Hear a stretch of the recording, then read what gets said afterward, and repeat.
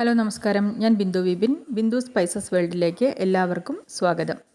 കുറഞ്ഞ ഇൻഗ്രീഡിയൻസ് കൊണ്ട് വളരെ രുചികരമായി എളുപ്പത്തിൽ ഉണ്ടാക്കിയെടുക്കാവുന്ന ഒരു കറിയാണ് ഇന്നത്തെ എൻ്റെ റെസിപ്പി. ദോശയ്ക്കും ഇഡലിക്കും ചോറിനും ഒരുപോലെ ഉപയോഗിക്കാൻ പറ്റുന്ന നല്ല ടേസ്റ്റി ആയിട്ടുള്ള ഒരു കറിയാണിത്.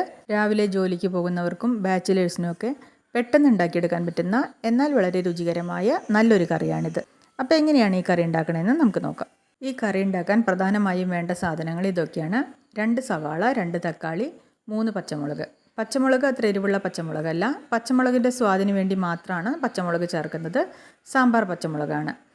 സവാളയും തക്കാളിയൊക്കെ സാധാരണ നമ്മൾ കൂട്ടാൻ അരിഞ്ഞെടുക്കുന്നത് മാതിരി അരിഞ്ഞെടുക്കുക. വളരെ നൈസായിട്ട് അരിയേണ്ട കാര്യമില്ല. കൂട്ടാൻ അരിയുന്ന മാതിരി കുറച്ച് കനത്തിൽ അരിഞ്ഞെടുക്കുക. അതിനുശേഷം ഒരു കുക്കർ അടുപ്പത്ത് വയ്ക്കുക. കുക്കറിലേക്ക് ആവശ്യത്തിനുള്ള വെളിച്ചെണ്ണ ഒഴിച്ചു കൊടുക്കുക. വെളിച്ചെണ്ണ ചൂടാകുമ്പോൾ കടുക് ഇട്ട് കൊടുക്കാം.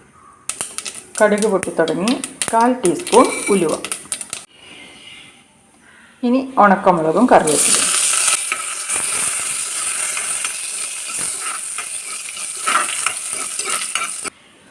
ഇനി ഇതിലേക്ക് സവാളയും പച്ചമുളകും ചേർത്ത് കൊടുക്കാം.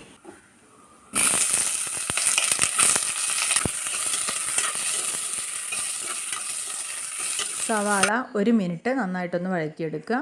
ഇത് ബ്രൗൺ നിറമാകേണ്ട കാര്യമൊന്നുമില്ല, ചെറുതായിട്ടൊന്ന് വാടിക്കിട്ടണം, അത്രേ വേണ്ടൂ. ഇനി ഇതിലേക്ക് അരിഞ്ഞു വെച്ച തക്കാളി ചേർത്തിട്ടും 1 മിനിറ്റ് നന്നായിട്ടൊന്ന് വഴറ്റിയെടുക്കാം. തക്കാളിയും സവാളയൊക്കെ നന്നായിട്ടിങ്ങനെ വല്ലാണ്ട് ഇങ്ങനെ വെന്തുടയേണ്ട ആവശ്യമില്ല. തക്കാളി ചേർത്തിട്ടും നന്നായിട്ടൊന്ന് വഴറ്റിയെടുത്തു. 1 മിനിറ്റൊന്നും വഴറ്റേണ്ട ആവശ്യമില്ല കേട്ടോ. തക്കാളിയും സവാളയൊക്കെ നന്നായിട്ട് വെന്തുടയേണ്ട ആവശ്യമില്ല, അതുപോലെ തന്നെ ബ്രൗൺ കളറാവേണ്ട ആവശ്യമില്ല. ഇതുപോലെ ചെറുതായിട്ടൊന്ന് വഴന്ന് കിട്ടിയാൽ മതി. ഇനി ഇതിലേക്ക് കുറച്ച് പൊടികൾ ചേർത്ത് കൊടുക്കണം. ഞാൻ പൊടികളൊക്കെ ഇവിടെ ഒരു പാത്രത്തിലെടുത്ത് വെച്ചിട്ടുണ്ട്. 1/2 ടീസ്പൂൺ മഞ്ഞൾപ്പൊടി, 1/2 ടീസ്പൂൺ മുളക് പൊടി, 2 ടീസ്പൂൺ മല്ലിപ്പൊടി, ഇത്രയാണ് എടുത്ത് വെച്ചിരിക്കുന്നത്. ഇതെല്ലാം ഇതിലേക്ക് ചേർത്ത് കൊടുക്കാം.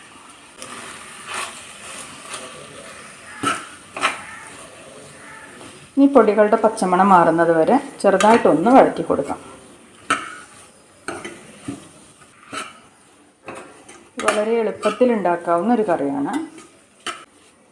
ഈ ഒരു റെസിപ്പി നിങ്ങൾക്ക് ഇഷ്ടമാവുന്നുണ്ടെങ്കിൽ ഒന്ന് ലൈക്ക് ചെയ്യാൻ മറക്കരുത് കേട്ടോ. പിന്നെ എൻ്റെ ചാനൽ സബ്സ്ക്രൈബ് ചെയ്യാത്ത കൂട്ടുകാർ ഒന്ന് സബ്സ്ക്രൈബ് ചെയ്ത് കൂട്ടാവണേ. ബെൽ ബട്ടൺ പ്രസ് ചെയ്ത് ഓൾ എന്ന ഓപ്ഷൻ കൊടുക്കാനും മറന്നു പോകരുത്. അപ്പോൾ ഇതാ പൊടികളുടെ പച്ചമണമൊക്കെ മാറിക്കിട്ടി.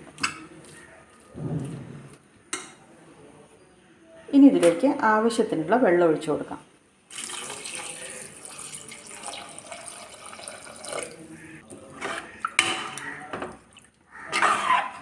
നന്നായിട്ടൊന്ന് ഇളക്കി യോജിപ്പിക്കും.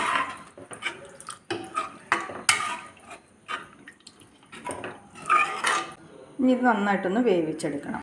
സവാളയും തക്കാളിയൊക്കെ നന്നായിട്ട് വെന്തുടയണം, എന്നാലേ ഈ കറിക്ക് കൊഴുപ്പ് കിട്ടുള്ളൂ. അതുകൊണ്ട് തന്നെ കുക്കറിൽ വിസിലടുപ്പിക്കുകയാണ് ചെയ്യുന്നത് കേട്ടോ. കുക്കറിൽ 1-2 വിസിലടുപ്പിച്ചാൽ ഇത് പെട്ടെന്ന് വെന്ത് കിട്ടും. ഇതിലേക്ക് ഇതുവരെ ഉപ്പ് ചേർത്ത് കൊടുത്തിട്ടില്ല, അപ്പോൾ ആവശ്യത്തിനുള്ള ഉപ്പിട്ട് കൊടുക്കാം.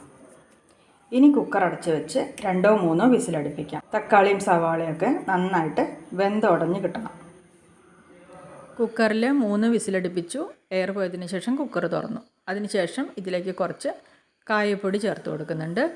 കായപ്പൊടി ചേർത്തതിന് ശേഷം ഇത് നന്നായിട്ട് ഇളക്കി യോജിപ്പിക്കാം. ഈ സമയത്ത് നിങ്ങൾക്ക് കറിക്ക് കൊഴുപ്പ് തീരെ പോരാന്ന് തോന്നുകയാണെങ്കിൽ ഈ കറിയിലുള്ള കുറച്ച് സവാളയും തക്കാളിയും കൂടി എടുത്തിട്ട് ഒന്ന് മിക്സിയിൽ അരച്ച് ഈ കറിയിലേക്ക് തന്നെ ഒഴിച്ചു കൊടുക്കുക കേട്ടോ. അങ്ങനെ ചെയ്യുമ്പോൾ കറിക്ക് കൊഴുപ്പ് കൂടുതൽ കിട്ടും. അവസാനം ഈ കറിയിലേക്ക് കുറച്ച് കറിവേപ്പില ഇട്ട് കൊടുക്കാം. മല്ലിയില കയ്യിലുണ്ടെങ്കിൽ മല്ലിയില ഇട്ട് കൊടുക്കുന്നതാണ് നല്ലത്. എൻ്റെ കയ്യിൽ മല്ലിയില ഇല്ലാത്തതുകൊണ്ട് ഞാൻ കറിവേപ്പില ഇട്ട് കൊടുക്കുന്നു. അതിനുശേഷം കറി കുറച്ച് സമയം അടച്ചു വയ്ക്കുക. മിനിമം ഒരു 10 മിനിറ്റെങ്കിലും അടച്ചു വയ്ക്കുക. കൂടുതൽ സമയം വെച്ചാൽ അത്രയും നല്ലതാണ്. ഞാൻ അരമണിക്കൂറിന് ശേഷമാണ് ഈ കറി തുറന്ന് നോക്കിയത്. അപ്പോൾ അത് ഏകദേശം ഇത്രയും കൊഴുപ്പിലാണ് ഈ കറി ഇരിക്കുന്നത്. ഇഡലിക്കും ദോശയ്ക്കും ചോറിനും ഒക്കെ നല്ല കോമ്പിനേഷനായിട്ടുള്ള നല്ല ടേസ്റ്റി ആയിട്ടുള്ള ഒരു കറിയാണിത്.